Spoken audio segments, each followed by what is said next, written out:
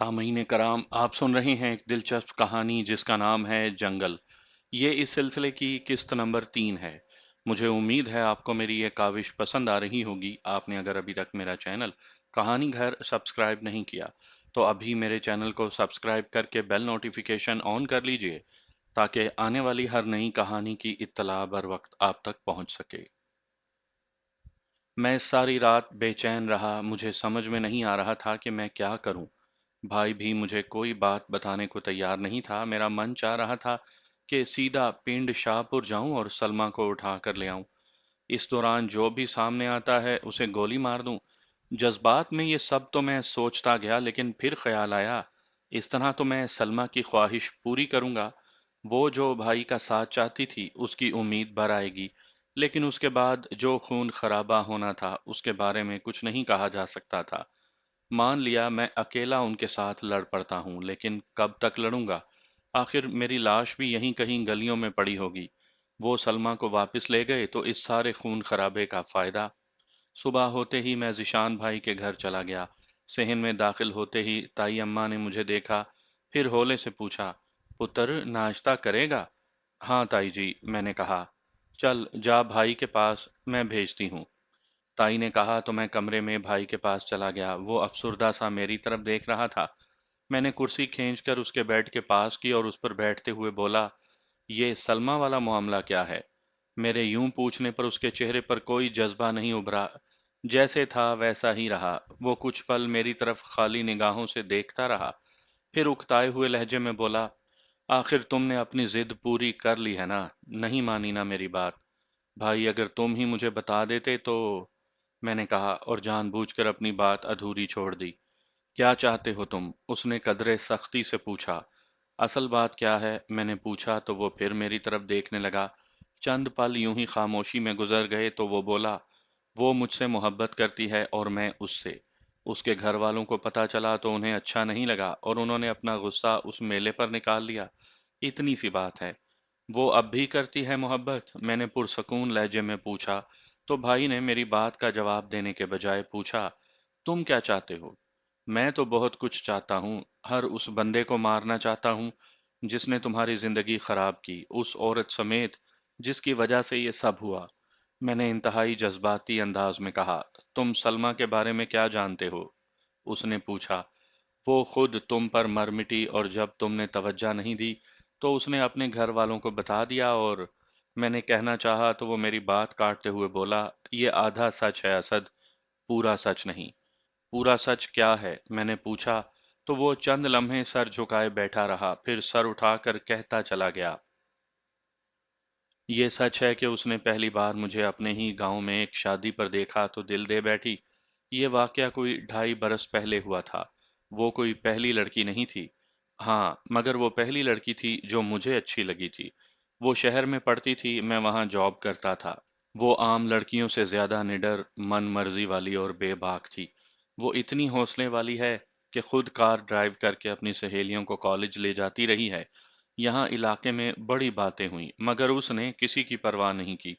वो काफी हद तक मुनफरिद है, इसीलिए मुझे भी अच्छी लगने लगी। कुछ अरसा पहले से हमारी मुलाकातें होने लगीं। हमारे दरमियान ये तय हो गया था कि हम उनके यहाँ जाकर बाकायदा रिश्ता मांगेंगे और उसके बाद शादी कर लेंगे। ताया जी को बताया था फिर? मैंने पूछा।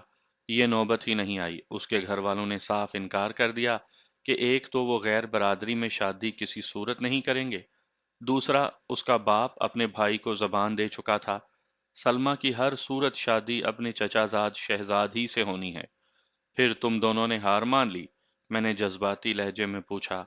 बात यहाँ तक रहती तो ठीक थी, लेकिन सलमा ने अपने कजन से शादी करने से इनकार कर दिया, बल्कि सिरे से शादी ही ना करने का फैसला सुना दिया।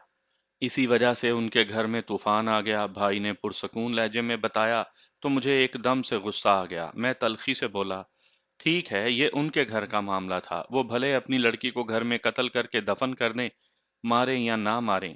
इसका गुस्सा तुम पर क्यों उतारा गया? ये जुल्म क्यों किया उन्होंने? मेरे गुमान में भी नहीं था कि ऐसा होगा।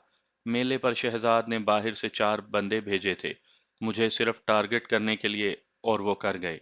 अगर मुझे शक भी होता ना, तो मैं उन्हें ऐसा नहीं करने देता। آخری الفاظ کہتے ہوئے اس کا لہجہ روحانسا ہو گیا۔ اس نے چند لمحے خود پر قابو پایا اور پھر بھیگے ہوئے لہجے میں بولا، اس سے اچھا تھا وہ مجھے گولی مار دیتے یار، یوں داغی کر کے اذیت ناک زندگی تو نہ دیتے۔ انہوں نے تو میرے ایک بھائی کو داغی کیا ہے، میں ان کے ٹبر کو داغی کروں گا، یہ میرا وعدہ رہا بھائی۔ میں نے دانت پیستے ہوئے کہا تو اس نے چونک کر میری طرف دیکھا، پھر تیزی سے سمجھاتے ہوئے بولا، نہیں نہیں میرے بھائی، ہمیں ایسی کوئی دشمنداری نہیں بنانی، تمہیں ایک اچھی زندگی جینی ہے، میں نے تمہارے بارے میں بڑے خواب دیکھے ہیں، تم اپنا امتحان مکمل کرو پھر لاہور چلے جاؤ، وہاں اکیڈمی جوائن کرو، تمہیں CSS پاس کرنا ہے، اس دشمنی کا کوئی فائدہ نہیں۔ مگر بھائی، تم جب بھی لاٹھی کے سہارے چلو گے، کیا اس وقت بھول جاؤ گے؟ اتنا بڑا کیا جرم کیا کہ انہوں نے تمہاری زندگی برباد کر دی؟ نہیں بھائی، میں تمہارے خواب پورے کروں گا، لیکن کم از کم شہزاد کی ٹانگیں توڑ کر، سلما کو اپاہج کر کے، جو اس میں نے کہنا چاہا تو وہ تیزی سے بولا، اس میں سلما کا کیا قصور؟ وہ تو آج بھی میری محبت کا دم بھرتی ہے، اس کا بس نہیں چل رہا کہ وہ اڑ کر میرے پاس آ جائے، میں نے ہی اسے روکا ہوا ہے۔ کیوں روکا ہے؟ آنے دو اسے، میں نے تلخی سے کہا۔ پھر خون خرابہ کون روکے گا؟ میں تو بیڈ پر پڑا ہوں، خود دوسروں کا محتاج ہوں، اس کا دفاع کیسے کر پاؤں گا؟ پاگل ہو گئے ہو کیا؟ اس نے اکتاہٹ سے کہا تو میں نے حتمی لہجے میں کہا، بلاؤ اسے، میں روکوں گا ہر طوفان کو۔ بکواس بند کرو، پاگل ہو گئے ہو، بھائی نے دھاڑتے ہوئے کہا۔ اتنی دیر میں تائی اماں کمرے میں داخل ہوئیں، ان کا چہرہ سرخ ہو رہا تھا۔ انہوں نے آتے ہی ایک زوردار تھپڑ ذیشان بھائی کے چہرے پر مارا اور دھاڑتے ہوئے بولی، اوئے بزدل، تم نے میرا دودھ پیا ہوا ہے، مجھے یہ پتا ہوتا نا کہ تم کسی چوہے کی طرح یہاں کمرے میں پنڈ شاہ پور والوں کے ڈر سے پڑے رہو گے تو میں تمہیں پیدا ہی نہ کرتی۔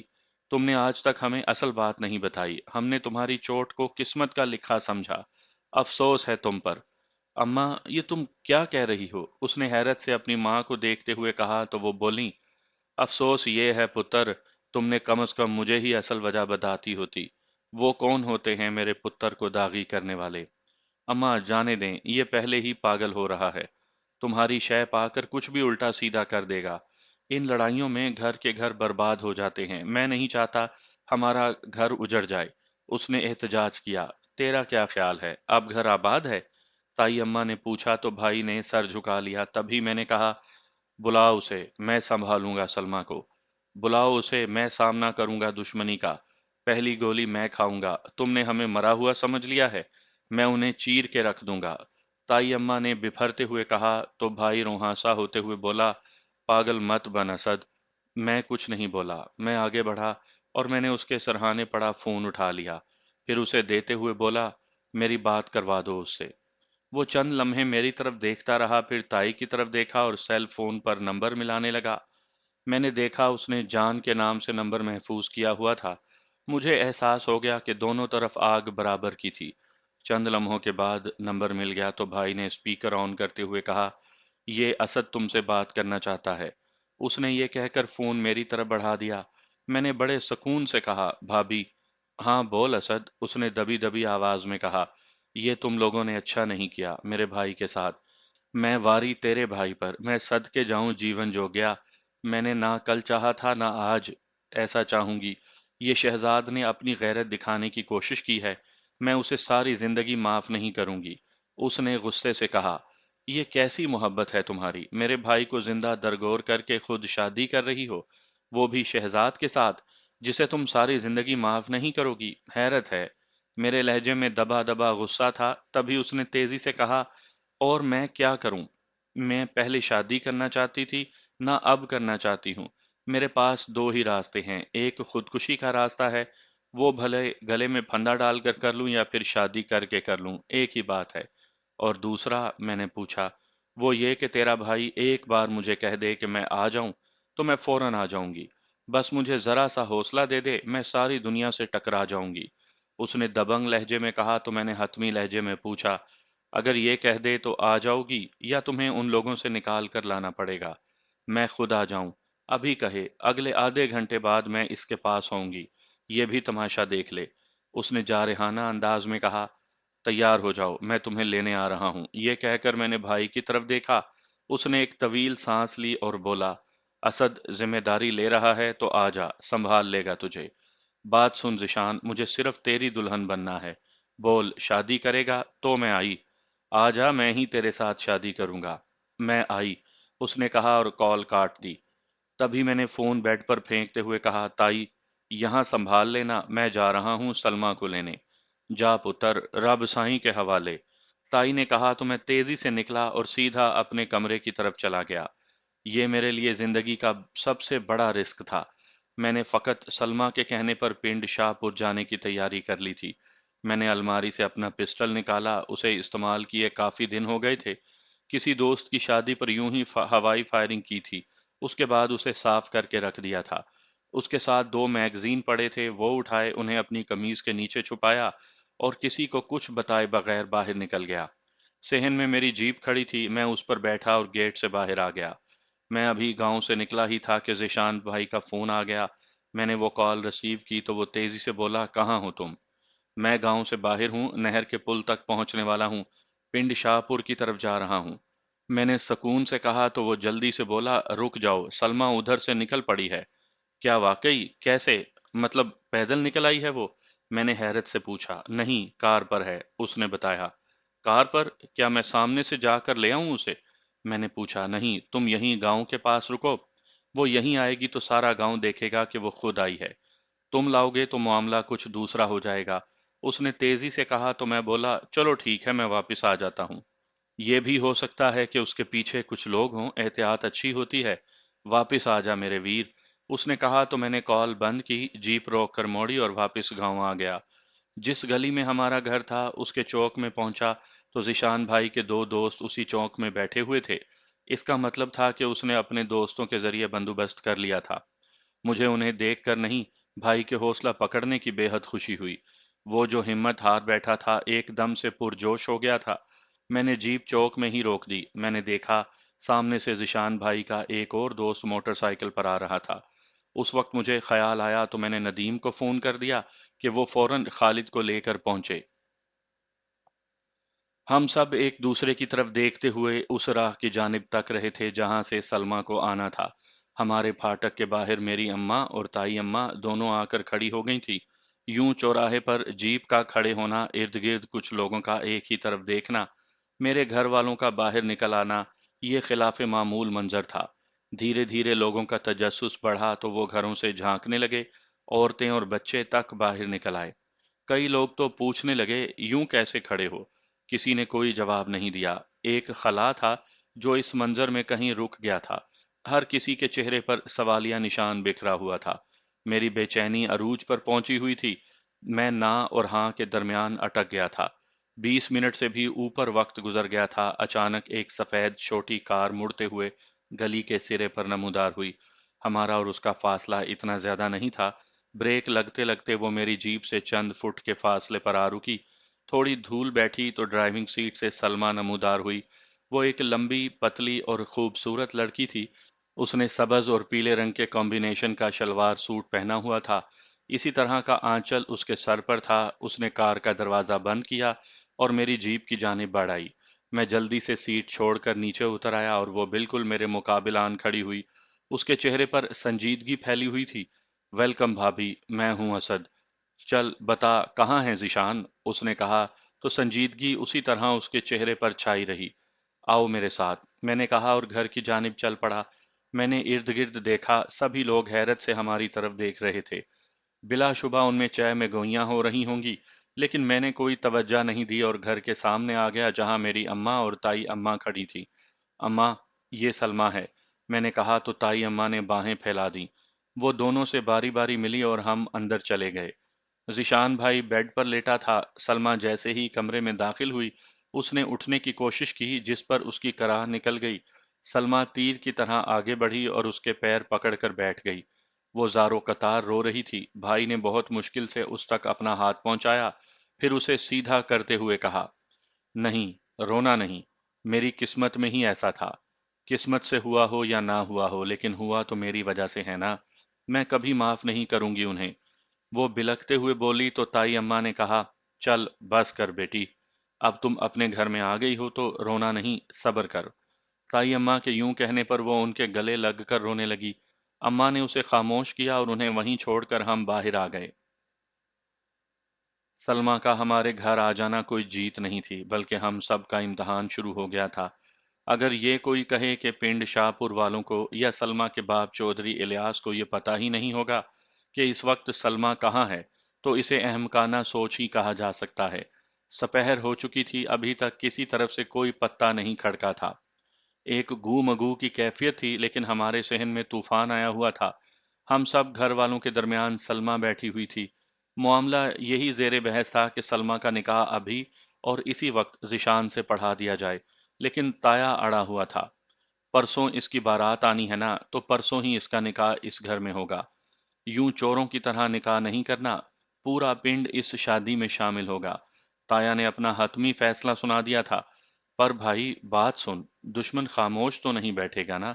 वो तो, बाबा ने उन्हें समझाना चाहा तो वो इंतहाई संजीदगी से बोले, इसीलिए तो मैं चाहता हूं कि उन्हें 2 दिन का वक्त दूं। वो अगर हमारी बहू को हमसे छीन कर ले जा सकते हैं तो ले जा कर दिखाएं। मैं देखता हूँ कौन कौन करता है सामना।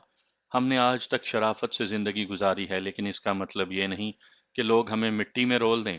यार, वो पुलिस का सहारा ले सकते हैं। बाबा ने एक नया पहलू सामने रखा। पुलिस को भी देख लेते हैं, हमारी बहू अब हमारी इज्जत है। उसने जो घर से यहाँ तक आने का फैसला किया है, हम उसकी लाज रखेंगे, भले हमारा सारा घर कट जाए, ताया ने पूरे मान से कहा। बाबा, आपकी बहू भी आपकी पूरी लाज रखेगी। मैं कुर्बान हो जाऊंगी, लेकिन आपकी इज्जत पर आंच नहीं आने दूंगी। सलमा ने एतमाद से कहा तो ताया ने हाथ उठाकर फैसला दे दिया। बस, जो भी हो जाए, जिशान और सलमा की शादी परसों होगी। इस राह में जो भी रुकावट होगी उसे देख लेंगे। ये कहकर वो चंद लम्हे खामोश रहे, फिर मेरी तरफ देखकर बोले, असद पुत्र, ये अब तेरी जिम्मेदारी है, भले स्याह कर सफेद कर। जी ताया जी, मैं जान लड़ा दूंगा, मैंने कहा। तो वो सर हिलाकर रह गए। मैं ही नहीं, सब जानते थे कि अगर ताया ने ऐसा कोई फैसला कर लिया है तो ये महज जज्बाती फैसला नहीं था। उन्होंने बहुत सोच समझकर और हालात को देखते हुए फैसला किया था। मुझे उन पर पूरा भरोसा था। ये सच था कि आज तक हमारे खानदान ने कभी किसी का बुरा नहीं चाहा था। हमारे दादा हिजरत करके यहाँ आए थे, उन्होंने यहाँ आकर जमीनें आबाद की और शराफत से रहते चले आए थे। अब अगर कोई हमसे ही बदमाशी करे तो उसे जवाब देना तो बनता था। हमारी शराफत देखकर ही शरपसंद सर चढ़ाए थे। ताया जी ने हम सबको कुछ बातें समझा दी, जिनमें सबसे अहम यही था कि हौसला रखना है, किसी पर जुल्म नहीं करना। मैं अपने कमरे में आ गया। ना जाने क्यों मेरा दिमाग कह रहा था कि मैं फरी से बात करके उसे ताज़ा सूरत हाल के बारे में बता दूं। वो कोई ना कोई अच्छा मशवरा ही देगी। मैंने उसे कॉल कर दी। मेरी फरी से बात हुई तो मैंने सब कुछ उसे बताया। वो काफ़ी देर तक मज़े से मेरी बातें सुनती रही। ये होता है इश्क। देख लो, सलमा ने अपना सब कुछ जिशान के लिए छोड़ दिया। काश मुझे भी किसी से ऐसा तूफानी इश्क हो जाए यार। ऐसे तूफानी इश्क में खून भी बड़ा बहता है, टांग भी तोड़वानी पड़ती है। तुम्हारा आशिक तोड़वा लेगा टांग? किसी ने क्या तोड़नी है टांग। हाँ, अगर टूटी तो मेरे ही हाथों टूटेगी। ये कहते हुए उसने कह कहा लगा दिया, ऐसा इश्क ही ना करो जिसमें खून खराबा हो, टांगे तोड़वानी पड़े। मैंने कहा तो वो हंसते हुए बोली, वैसे एक बात है, चस इसी में है। हाँ, मगर दुश्मन भी बढ़ गए हैं, अब पता नहीं क्या होगा। मैंने कहा तो वो संजीदगी से बोली, अब जो होना है वो हो जाएगा, लेकिन तुमने जरा सा भी हौसला नहीं छोड़ना। कोई जितना भी बड़ा दुश्मन सामने आए, हिम्मत दिखानी है। वो तो हो जाएगा, पर ये जो पुलिस को इस्तेमाल करते हैं ना, ये दरमियान में एक नई बदमाशी है। सीधे आएं, जो करना है करें, आर या पार। मैंने उकताहट से कहा, वो भी इसी मुआशरे का हिस्सा हैं, वो कौन सा कहीं बाहर से आए हैं। तुम इसे शतरंज का खेल समझो। जो शातिर होता है वो मोहरे चलाकर ही चाल चलता है। अब ये हमारा मुआशरा कहीं मोहरा है, कहीं शातिर। कहीं शातिर मोहरे बने होते हैं और कहीं मोहरे ही शातिर बन जाते हैं। यही रंग हैं दुनिया के। यही रंग हैं जो बंदे को घुमा कर रख देते हैं, मैंने हंसते हुए कहा। तो वो मेरे हालिया हालात पर मुझे बहुत कुछ समझाने लगी। उस वक्त मगरिब हो गई थी जब हमारी गली में हलचल मची। एकदम से ही पुलिस की 2-3 गाड़ियां चौक से मुड़कर हमारी गली में आ गईं। हम अपने घर के थड़े पर दोस्तों के साथ बैठे थे, और सच्ची बात ये थी कि उनमें जिशान भाई के कबड्डी वाले दोस्त थे, जो एक तरह से हमारी सिक्योरिटी के लिए हमारे पास मौजूद थे। खालिद भी वहीं था और नदीम की बातें भी ख़त्म नहीं हो रही थीं। पुलिस को आते देखकर उसकी बातें भी एकदम से ख़त्म हो गईं। वो तीनों गाड़ियां हमारे घर के बाहर आकर रुक गईं। उनमें से कई पुलिस वाले बाहर आ गए। मेरे सामने वही एएसआई आ गया जो चंद दिन पहले मुझे यहीं से जदोकोब करके ले गया था। उसने गाड़ी से उतरकर अपना पिस्टल निकाला और हमारी तरफ देखा। मुझ पर निगाह टिकाकर मुझे अपनी तरफ आने का इशारा किया। मैं उसकी तरफ यूं देखने लगा जैसे मैं उसकी बात समझा ही नहीं। वो चंद कदम आगे बढ़ा और मेरी तरफ देखकर बोला, ओए, जा अंदर से उस लड़की को ला जिसे तूने अगवा किया है। मैं अपनी जगह खड़ा रहा और सख्त लहजे में बोला, तमीज से बात कर। वो मेरी भाभी है और दोबारा उसका नाम लिया तो तेरी जबान खींच लूंगा। मतलब तू सीधे तरीके से नहीं मानेगा। उसने हकारत से कहा और अपने लोगों को अंदर जाने का इशारा किया। तो मैंने ऊंची आवाज में ललकारते हुए कहा। इस दौरान वहां मौजूद हर बंदा उठकर फैल गया। रुक जाओ, कोई आगे ना बढ़े। जो भी अंदर गया वो खुद जिम्मेदार होगा। तेरी तो, ये कहते हुए एएसआई ने गाली दी और मेरी तरफ बढ़ा। उसने मेरी तरफ हाथ बढ़ाया तो मैंने उसका हाथ पकड़कर झटक दिया। उसने फिर हाथ बढ़ाया तो मैंने उसकी कलाई पकड़कर कहा, मुझे मजबूर मत कर। तूने जो करना है कर। उसने कहा तो मैंने एक झटका दिया। वो सीधा चारपाई के पास जाकर गिरा। उसी लम्हे पुलिस वालों ने गन्स तान ली। यही वो चाहते थे। मैं भी जानता था कि ऐसे ही होगा, लेकिन उस वक्त पीछे खड़े हैदर की आवाज आई, जिस किसी ने भी फायर करने की कोशिश की वो अपनी मौत का खुद जिम्मेदार होगा। इस आवाज पर सब ने पलट कर देखा। हैदर ने अपने गन निकालकर उसे बोल्ट मार दिया था। शायद पुलिस वालों को इतनी दलेराना मुजाहमत का एहसास नहीं था। इतने में थोड़े से फासले पर कार आकर रुकी। उसमें से ताया के साथ गांव के 3 मोतबर बंदे उतर कर आ गए। वो कहीं बैठे थे, पता चलते ही घर पहुंच आए। उन्होंने एएसआई की तरफ देखकर ऊंची आवाज में पूछा, हाँ भाई, क्या मामला है, इधर आकर हमें बता। शायद एएसआई को थोड़ी बहुत समझ आ गई थी, इसलिए वो ताया के पास जाकर चारपाई पर बैठ गया और सुकून से बोला, आपका ये लड़का असद साथ वाले पिंड शाहपुर से एक लड़की अगवा कर लाया है। हम उसे बाजियाब करवाने आए हैं। ओह अच्छा। लेकिन पुत्र, ऐसी तो कोई बात नहीं है। वो हमारी बहू है और खुद चल कर आई है अपने घर। तुम्हें किसने कहा? ताया ने बड़े तहम्मुल से कहा। तो वो धीमे से लहजे में बोला, उस लड़की के बाप ने दरखास्त दी है, पर्चा हो गया है। हम तो उसी की तामील में आए हैं। नहीं पुत्र, ऐसा नहीं। ये कहकर उन्होंने सामने खड़े पुलिस वालों की तरफ देखा। फिर पूछा, तुम अपने साथ लेडी पुलिस लाए हो? नहीं जी, हमारे पास नहीं है वो। उसने कहना चाहा तो ताया ने उसकी बात काटते हुए कहा, ऐसे नहीं करते पुत्र। अब वो होती तो मैं उसे अंदर भेज देता। वो खुद पूछ कर आ जाती मेरी बहू से। वो बयान दे देती। देखें जी, हम तो हुक्म की तामील करवाने आए हैं। आपके लड़कों ने हमारे साथ बदतमीजी की है, ये कोई अच्छी बात नहीं। उसने कोई बात बनते ना देख कर कहा तो ताया बोले, देखो, मेरी बात सुनो। ये जिस तरह तुम इतना बड़ा लश्कर लेके आए हो, ये कोई अच्छी बात है? पिछली बार जो तुमने किया, हमने सोचा इस बार भी तुम ऐसा ही करोगे। इसलिए मेरा पुत्र, तुम वापस जाओ। मैं खुद आऊंगा सुबह थाने, वहीं आकर बात करेंगे। लेकिन बुजुर्गों, किसी को तो हमारे साथ जाना पड़ेगा। हमें कार्रवाई भी तो डालनी है। उसने उकताए हुए अंदाज में कहा, मैं कह रहा हूं ना, वापस जाओ, जाकर जो मर्जी कार्रवाई डालो। ताया ने हतमी लहजे के साथ जरा सख्त अंदाज में कहा, बुजुर्गों, मैं समझा रहा हूं, ये कार्य सरकार में मुदाखलत का पर्चा भी हो सकता है। आप ऐसे ना करो। उसने फिर वही बात कही। तो ताया ने खुद पर काबू रखते हुए दबे दबे गुस्से में कहा, बेटा, मेरे ख्याल में तुम्हें मेरी बात समझ में नहीं आ रही, या मैं तुम्हें दूसरी तरह समझाऊं। ये सुनकर वो थोड़ा सा घबराया, लेकिन वैसे ही बैठा रहा। ताया ने इधर उधर देखकर पूछा, ओए, अरसलान किधर है? उसे कहो जरा कॉल मिलाए। अब्बा जी, मैंने बता दिया है, मेरी बात हो गई है। थोड़ी दूर खड़े अरसलान भाई ने कहा। तो ताया ने सर हिलाते हुए कहा, क्या कहता है? वो बात करता है अभी। उसने कहा।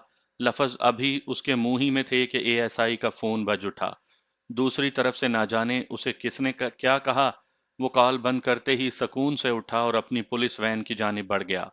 अगले चंद मिनट में वो सब वहां से जा चुके थे। बाद में अरसलान भाई से पता चला कि ताया के एक पुराने दोस्त का बेटा इस वक्त उन्हीं के इदारों से मुतल्लिक एक आला ओहदे पर फायज था। ताया ने दोपहर ही में उससे सारी बात कर ली थी।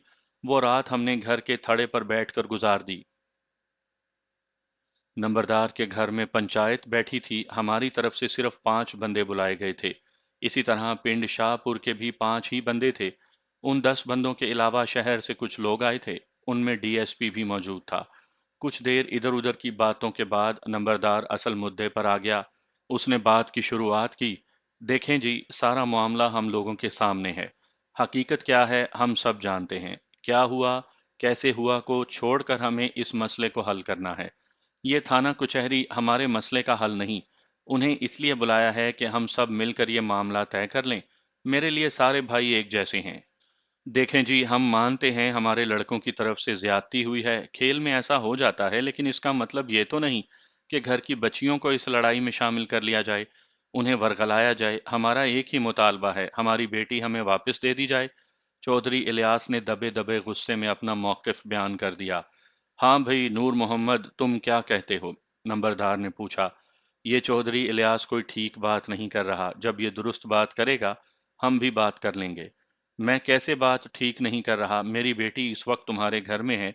ये लड़का असद उसे लेकर आया है। और चौधरी इलियास ने शिद्दत से कहा तो नंबरदार बोला, चौधरी इलियास तुम सियाने बंदे हो, इस तरह कैसे बात होगी? मैं जानता हूं, मैंने तस्दीक की है, सलमा बेटी खुद आई है। तुम क्यों इल्जाम लगा रहे हो? ऐसे तो बात नहीं बनेगी। देखो जी, जो मुझे पता है मैंने वही कहा है। चलें छोड़ें इस बात को, मेरी बेटी मुझे वापस करें, मैं सब कुछ भूल जाऊंगा।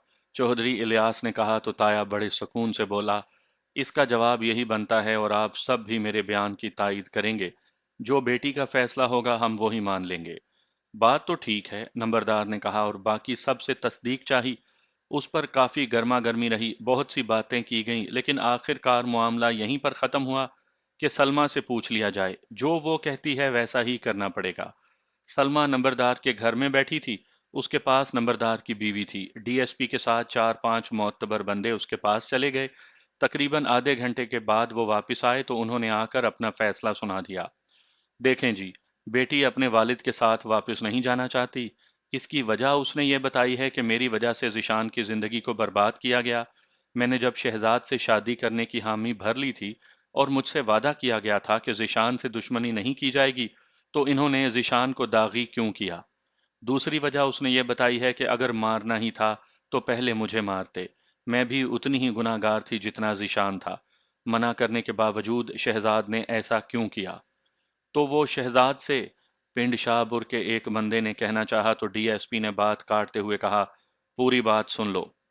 बेटी ने यह कहा है कि उसे अगवा नहीं किया गया, वो खुद अपनी कार ड्राइव करके आई है और जिशान से शादी करना चाहती है।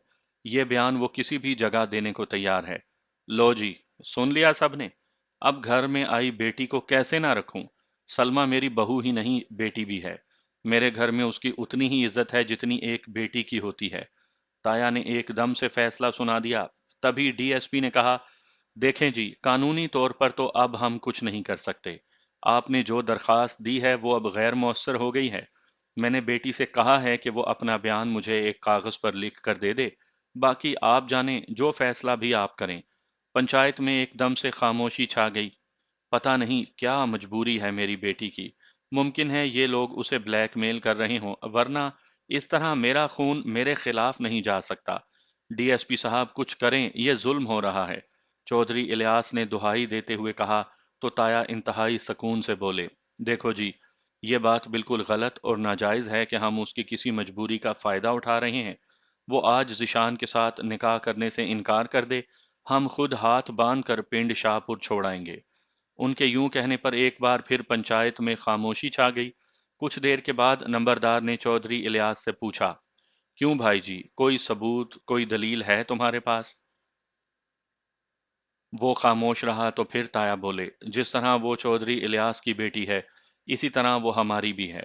वो चलकर हमारे यहाँ आ गई है, तो अब हमें उसका मान रखना है। मैं कल ही उसका निकाह पढ़वा देता, लेकिन मैंने ऐसा नहीं किया। वो कल से मेरे छोटे भाई दीन मोहम्मद के घर में है। वो कोई गिरी पड़ी नहीं, हमारी होने वाली बहू है। सो मैं एक सलाह देता हूँ। हाँ बोलो, नूर मोहम्मद, क्या सलाह है? नंबरदार ने पूछा। मैं कहता हूँ दुश्मनी छोड़ें। अभी और इसी वक्त हम दोनों बच्चों का निकाह पढ़वाते हैं। इसी में दोनों घरों की इज्जत है। चौधरी इलियास बेटी को रुखसत करे। यार बात तो ठीक है, जब बेटी ही जिशान से शादी करना चाहती है तो किसी को एतराज नहीं होना चाहिए। पंचायत के एक मोतबर शख्स ने कहा। कानूनी तौर पर भी हम नहीं रोक सकते, डीएसपी बोला। तो बिस्मिल्लाह करें। क्यों चौधरी इलियास, इसी में हम सब की इज्जत है। نمبردار نے سنجیدگی سے پوچھا تو وہ دھیمے سے بولا، جب میرا خون ہی مجھ سے بغاوت کر گیا ہے تو میں کیا کہہ سکتا ہوں؟ اس کے اتنا ہی کہنے کی دیر تھی کہ پنچایت میں ایک سکون کی لہر دوڑ گئی۔ فوری طور پر مولوی صاحب کو بلوا لیا گیا، ذیشان بھائی کو چارپائی پر ڈال کر نمبردار کے گھر لایا گیا، وہیں نکاح پڑھوا دیا گیا۔ پنچایت اس اعلان کے ساتھ اٹھ گئی کہ چونکہ دونوں گھروں میں رشتہ داری ہو گئی ہے اس لیے کوئی دشمنی نہیں رہی، لیکن نہ جانے کیوں میرا دل نہیں مان رہا تھا۔ وہ شادی کا تیسرا دن تھا، میں اور بھابھی سلمہ صحن میں بیٹھے تھے۔ یوں ہی باتوں کے دوران میں میرے دماغ میں ایک خیال آ گیا۔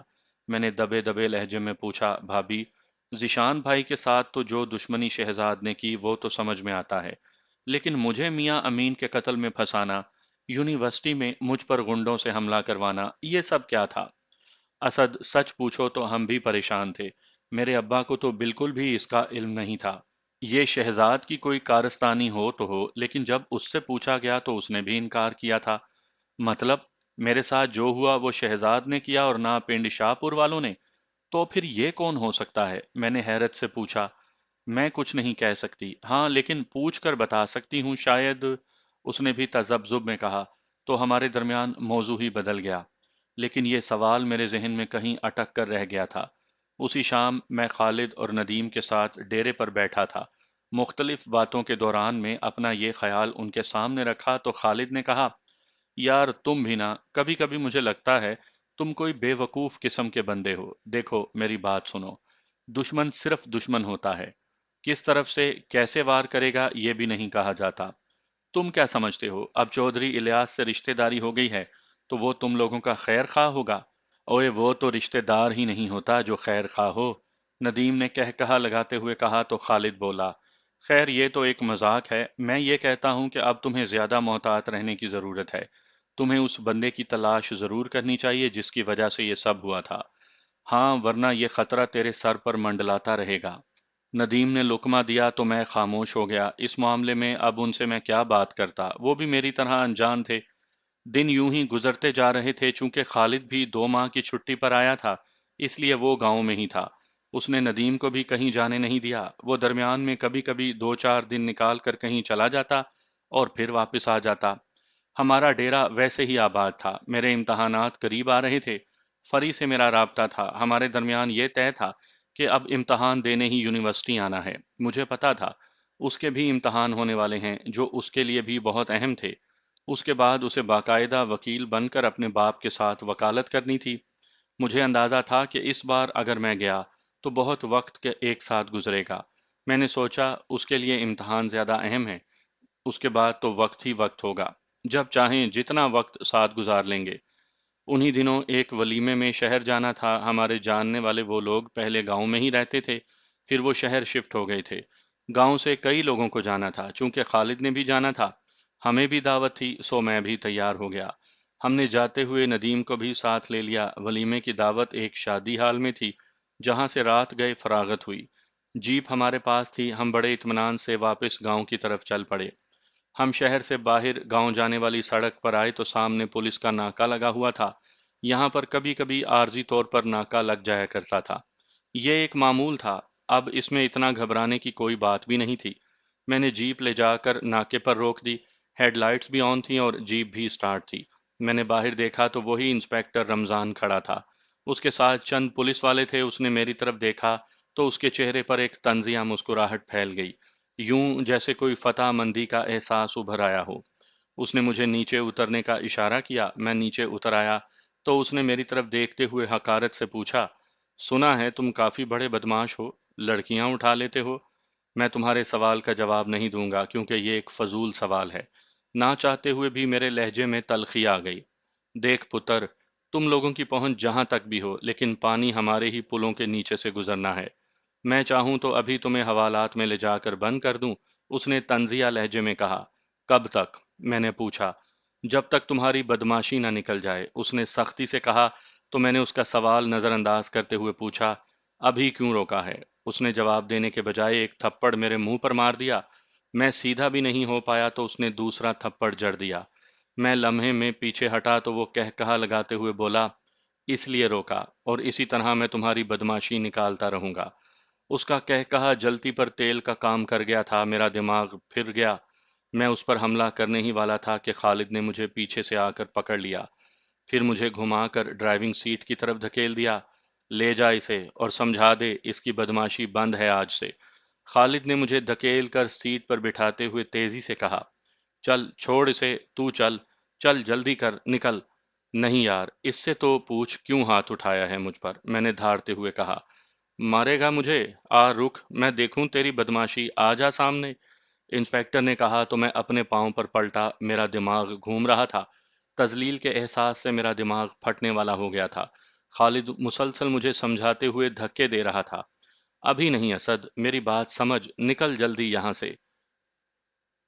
اس نے مجھے سیٹ پر بٹھا دیا۔ میں سلگتے دماغ کے ساتھ جیپ کو گیئر لگا کر چل دیا، مگر میرا خون مسلسل کھول رہا تھا۔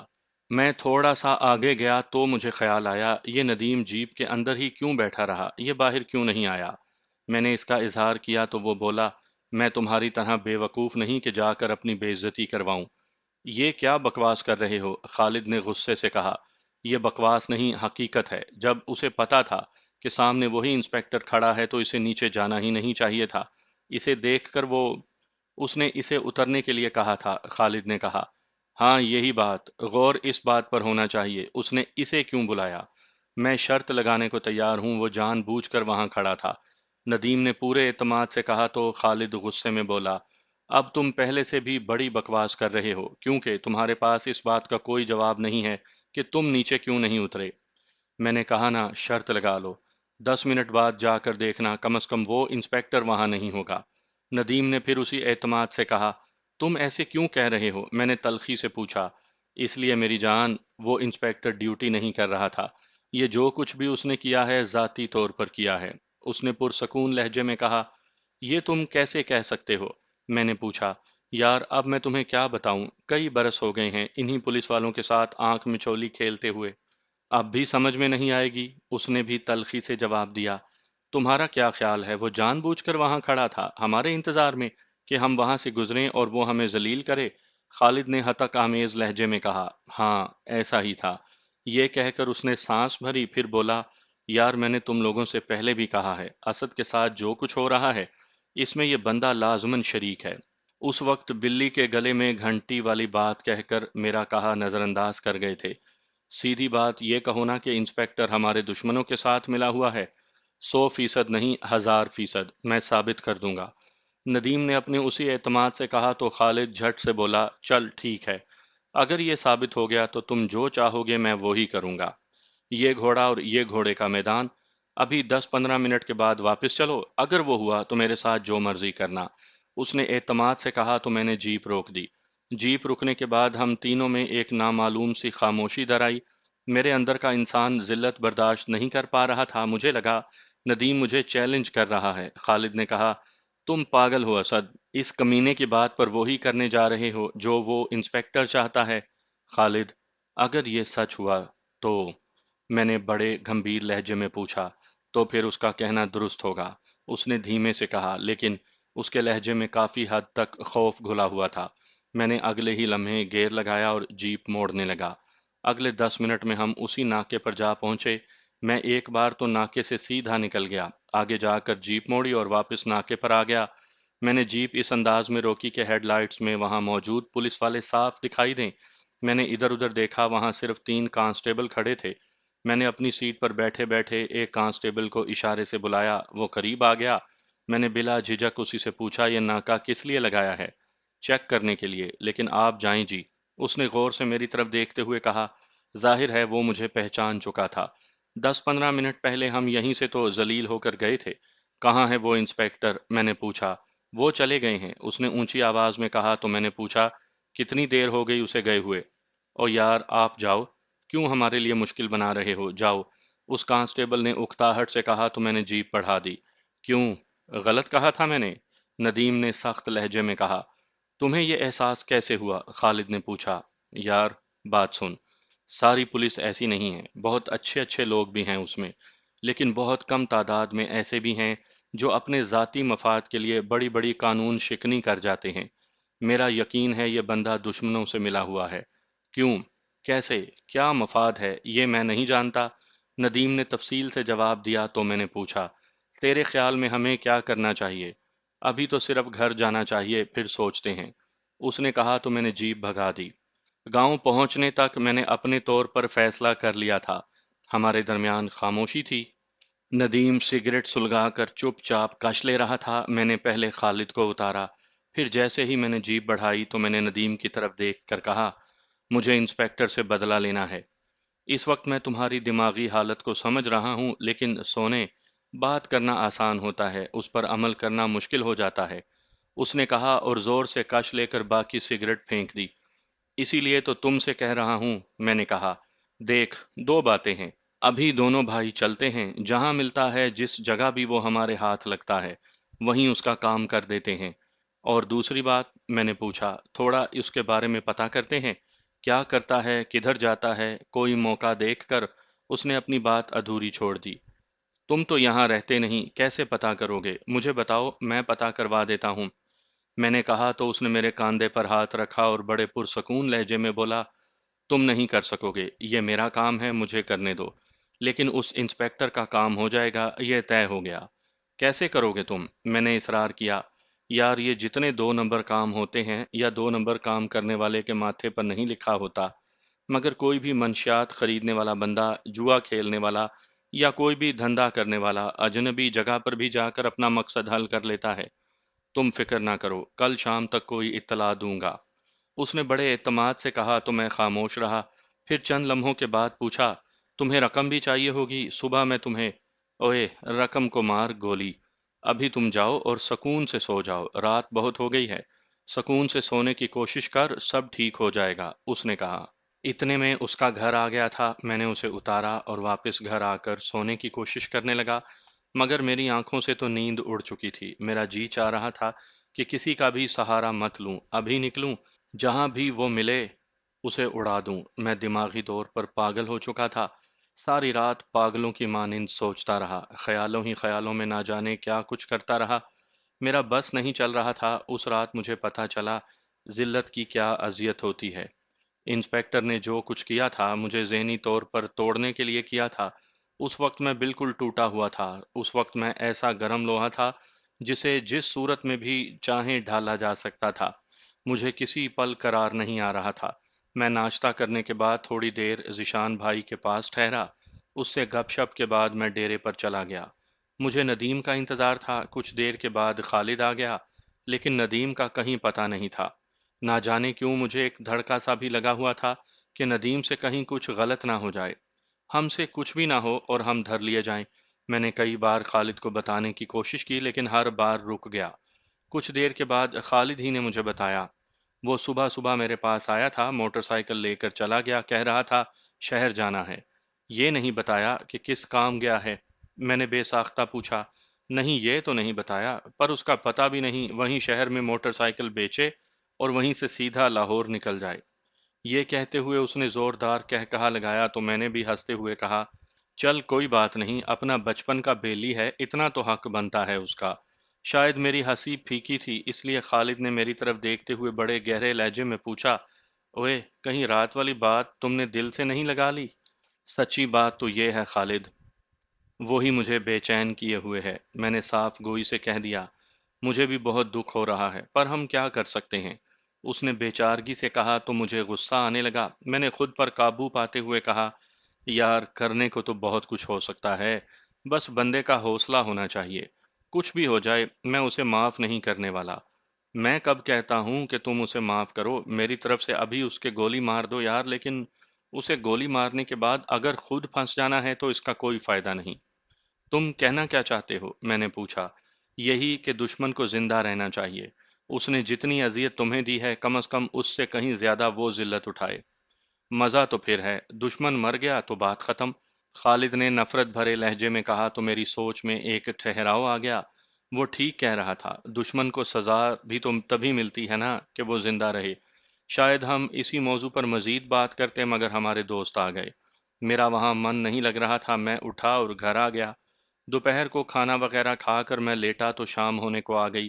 سورج مغربی افق میں چھپ جانے کی تیاری میں تھا۔ اس وقت میں ذیشان بھائی کے پاس بیٹھا تھا۔ میرے سامنے چائے کا مگ رکھا تھا، ایسے میں میرا سیل فون بجا۔ وہ ندیم کی کال تھی۔ کہاں ہو؟ اس نے پرسکون لہجے میں پوچھا۔ میں گھر پر ہوں، تم کہاں غائب تھے؟ میرے پوچھنے پر اس نے کہا، اچھا باہر آؤ، میں 4-5 منٹ کے بعد تمہارے پاس آ رہا ہوں۔ اس نے کال بند کر دی تو میں نے جلدی سے چائے حلق میں انڈیلی اور باہر نکل گیا۔ میں پھاٹک سے ذرا ہٹ کر کھڑا تھا، 2-3 منٹ ہی میں وہ آ گیا۔ مجھے دیکھتے ہی بولا، چل آ بیٹھ پیچھے، کچھ بتانا ہے۔ میں نے کوئی سوال نہیں کیا اور اس کے پیچھے بیٹھ گیا۔ وہ مجھے گاؤں سے باہر ایک کھیت کنارے لے گیا، وہاں کوئی نہیں تھا۔ وہاں جا کر میں نے کہا، اتنی احتیاط کر رہا ہے، کوئی ایسا ہی راز ہے کیا؟ یار بہت کام کی بات ہاتھ لگی ہے، اگر ہم چاہیں تو آج رات ہی انسپیکٹر کو پکڑ سکتے ہیں۔ کیا مطلب تمہارا؟ میں نے پوچھا۔ شہر میں ایک بندہ چھادا دلال میرا پرانا واقف کار ہے، میرے پاس لاہور میں بھی رہا ہے، بڑے کام کا بندہ ہے۔ جب سے یہاں آیا ہوں اس سے کافی ملاقاتیں نہیں ہیں، آج بھی میں اسی کے پاس گیا تھا۔ اچھا پھر؟ میں نے پوچھا۔ اس سے یہ پتا چلا ہے کہ وہ ایک طوائف کے گھر جاتا ہے، اس طوائف کو اس نے اپنی باندی بنا لیا ہے، وہی اس کا خرچہ پانی چلاتا ہے۔ طوائف کا سارا کام ٹھپ ہو گیا ہے، وہ پھنسی پڑی ہے اس انسپیکٹر کے پاس۔ اس نے تفصیل سے سمجھاتے ہوئے کہا، تمہارا مطلب ہے ہم وہیں؟ میں نے کہنا چاہا تو وہ میری بات کاٹ کر تیزی سے بولا، ہاں جو بھی کرنا ہو وہیں جا کر ہم اس کا کام تمام کر سکتے ہیں۔ اچھا ایک بات تو بتاؤ، اس نے اتنی آسانی سے تمہیں یہ ساری تفصیلات کیسے دے دی؟ کیا وہ؟ میں نے سوچتے ہوئے لہجے میں پوچھا۔ اسے میں نے کون سا بتایا ہے کہ میں انسپیکٹر کے بارے میں پوچھ رہا ہوں؟ وہ تو اپنا ہی دکھڑا سنا رہا تھا، اس کا بھی تو سارا کام ٹھپ پڑا ہے۔ وہ تو مجھے یوں لگا جیسے اس کی ذاتی دشمنی ہو۔ ندیم نے مسکراتے ہوئے کہا، ذاتی دشمنی ہو سکتی ہے؟ میں نے کاندھے اچکاتے ہوئے کہا، ہاں نا، سارا کاروبار ٹھپ ہے ان کا، بھتہ الگ، بدماشی الگ۔ اس نے کہا تو میں نے ایک دم سے پوچھا، کب جانا ہے؟ اس نے حیرت سے میری طرف دیکھا، پھر دبے دبے جوش سے بولا، یہی تھوڑی دیر کے بعد۔ چل ٹھیک ہے، آجا چلتے ہیں۔